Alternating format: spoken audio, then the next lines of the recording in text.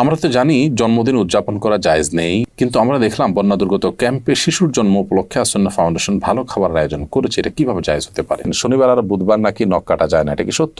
ঘুমানোর জায়গায় নামাজ পড়লে নামাজ হবে কিনা? ভাদ্র মাসে মেয়ে বিয়ে দিলে অমঙ্গল হয় বলে গ্রামাঞ্চলে শোনা যায়, এটা কি সঠিক? আমাদের এলাকায় কিছু মানুষ বলে কবরে মাটি দিলে তিনি 3 মুষ্টি দিতে হবে, এর কম দেওয়া যাবে না, এটা কি ঠিক? 4 রাকাত নামাজ ভুলে 3 রাকাত পড়ে সালাম ফিরিয়ে ফেললে করণীয় কি? কোনো মহিলা অন্তঃসত্ত্বা থাকা অবস্থায় তার কোনো আত্মীয় মারা গেলে তাকে দেখতে দেওয়া হয় না, এতে নাকি মৃত ব্যক্তির কষ্ট হয়। আসলে কি অন্তঃসত্ত্বা অবস্থায় মৃত ব্যক্তিকে দেখার পরে নিষেধাজ্ঞা আছে? জোহরের সুন্নতের 3য় রাকাতে থাকা অবস্থায় জামাত শুরু হয়ে গেলে করণীয় কি? চলুন তাহলে আর বিলম্ব না করে আমরা প্রশ্নোত্তর আলোকিত প্রবেশ করি। আমাতুল্লাহ আফরোজ আপনি লিখেছেন শনিবার আর বুধবার নাকি নখ কাটা যায় না, এটা কি সত্য? নখ কাটার নির্দিষ্ট কোনো দিনক্ষণ নাই যে এই সময় নখ কাটতে হবে বা এই সময় নখ কাটা যাবে না। সারা সপ্তাহের যে কোনো সময় যে কোনো দিন রাতে দিনে আপনি নখ কাটতে পারবেন। শুক্রবার নখ কাটাকে কেউ কেউ মুস্তাহাব বলেছেন, কোনো সালাফের আমল রয়েছে। এর বাইরে আসলে এটাকে সুন্নাহ বা ওই দিনই কাটতে হবে এমন কোনো বাধ্যবাধকতা নেই, আর নিষেধাজ্ঞা তো কোনো দিনের জন্যই নাই। বিদায় শনিবার বুধবারে নখ কাটা যাবে না মর্মে কথা যদি কেউ বলে থাকেন, সেটি নিছকই কুসংস্কার এবং দলিলবিহীন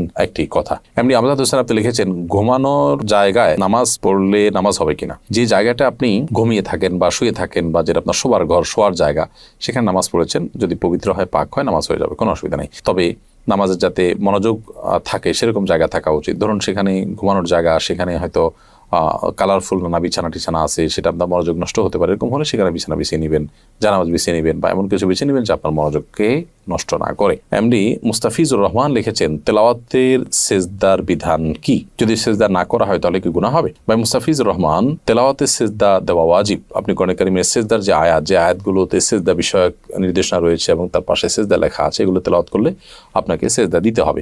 আর সেজদা যদি আপনি না করেন, যেহেতু ওয়াজিব, অতএব ওয়াজিব তরকের গুনাহ হবে। জান্নাতুল ফেরদাউস লিখেছেন কোনো মহিলা অন্তঃসত্ত্বা থাকা অবস্থায় তার কোনো আত্মীয় মারা গেলে তাকে দেখতে দেওয়া হয় না, এতে নাকি মৃত ব্যক্তির কষ্ট হয়। আসলে কি অন্তঃসত্ত্বা অবস্থায় মৃত ব্যক্তিকে দেখার পরে নিষেধাজ্ঞা আছে?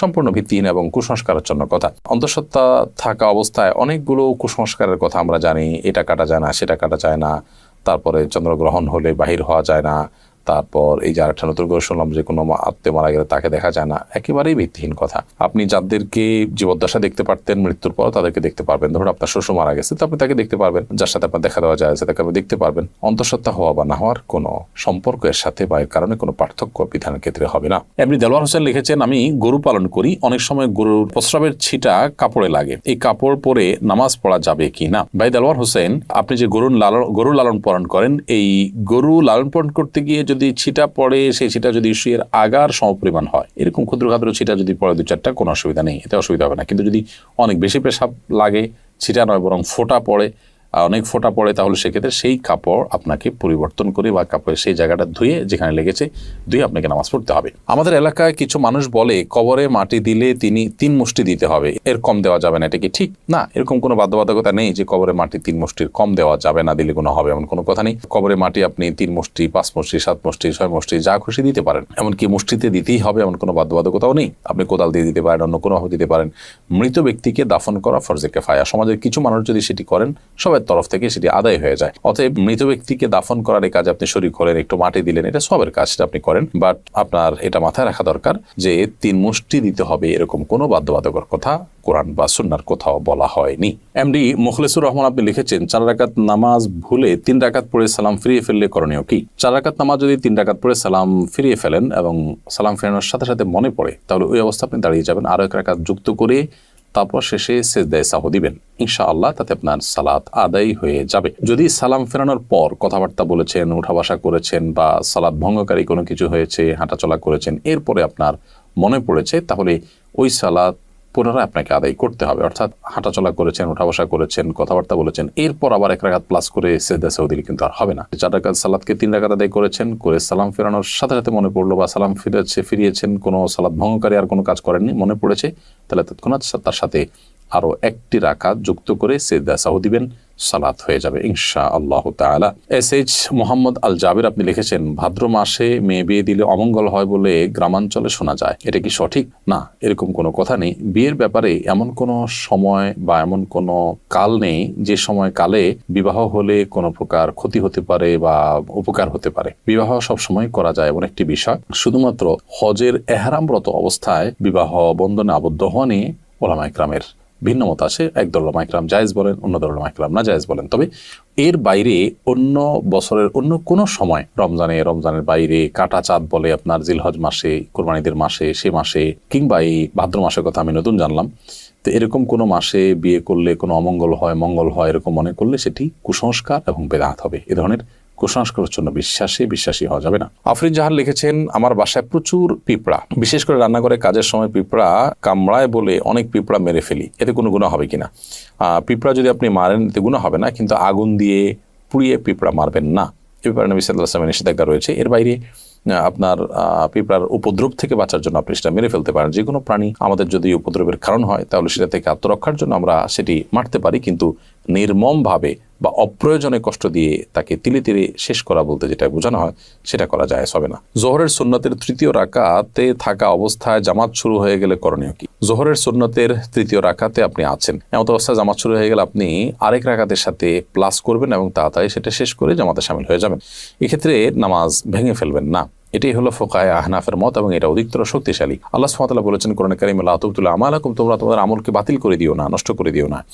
যদিও হাম্বলী মাযহাবের উলামা ইকরাম অনেকেই বলেন যে এরকম পরিস্থিতিতে আপনি নামাজ ছেড়ে দিয়ে জামাতে শামিল হবেন, কারণ নবী করিম সাল্লাল্লাহু আলাইহি ওয়াসাল্লাম বলেছেন, ইযা উকিমাতিস সালাতু ফালা সালাতা ইল্লাল মাকতুবা, যখন ফরজ নামাজের একামত হয়, একামত হলে তখন ফরজ নামাজ ছাড়ার কোন নামাজ পড়া জায়েজ নয়, যার কারণে আপনি সেটা ছেড়ে দিবেন, এরকম মত তারা দিয়ে থাকেন।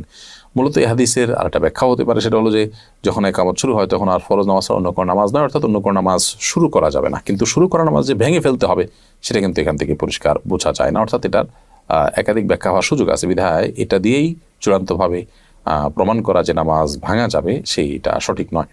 হাসানুল সিয়াম আপনি লিখেছেন, শুনেছি কেউ নেশাগ্রস্ত হলে 40 দিন ইবাদত কবুল হয় না। এখন প্রশ্ন হলো, কেউ নেশা করার পর 40 দিন না হওয়ার আগেই যদি তার ভুল বুঝতে পারে এবং তওবা করে ফিরে আসতে চায়, তবে কি সে ইবাদত করতে পারবে?